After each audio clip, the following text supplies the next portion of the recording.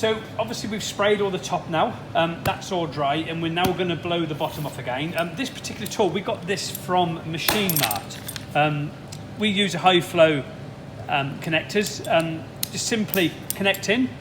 It's got a plastic end, so it's really good to get into pleated areas like so, to blow dust and dirt out of pleated areas. Even if you're just cleaning an interior, it's absolutely brilliant for that. So because it's got the plastic nozzle on the end, you're not going to damage any of your leather sort of rubbing it over the surface, you know, or anything like that. It's really cool for that. So yeah, just got it from Machine Mart. There are others you can get out there on the internet. I have seen one recently with quite a long, thin tube. It was all plastic tubing on it, or it had a plastic end, but it was quite a long, thin one for getting deep down into sort of corners and stuff. So that's another good sort of little tip and trick that we use when we're obviously doing proper deep cleaning of an interior and we're properly detailing it. We're actually blowing all the dust out of these areas, getting all the dust out before we start doing any cleaning with a brush, because the last thing you want is obviously cleaning with a brush or with a cloth is to pick up a bit of dirt and you start scratching the surface. So we make sure we blow everything out with the, you know, the blower with the plastic nib on the end, and do it that way. It's better getting one of those than one that's got like a metal nib on the end. You do get them where they've got like the metal tip on the end here. Don't get that one. You want this one with the plastic tip on. I think they're only about between £6 and £10 from Machine Mart. You can get them on eBay and stuff like that, or probably Amazon. But yeah, they're great tools. So yeah, just going to carry on and do that.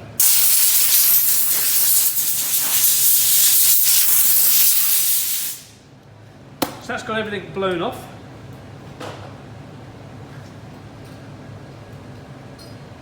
So we're going to spray the base now.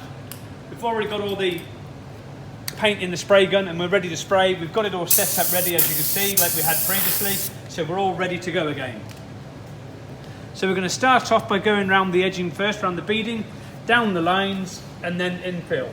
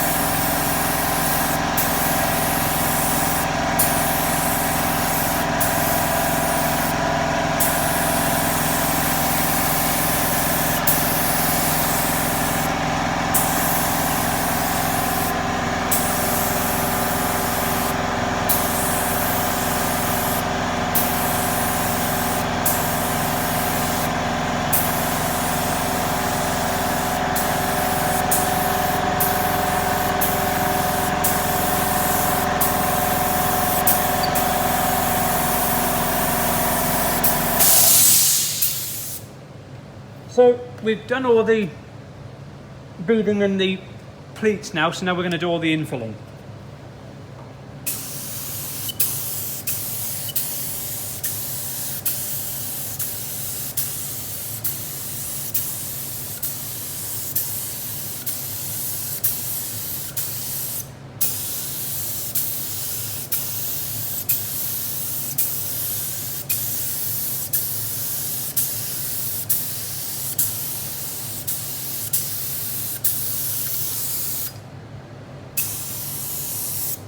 Remember to keep your plate lifted up. I've got it in my hand. Put it over your shoulder or keep it in your hand.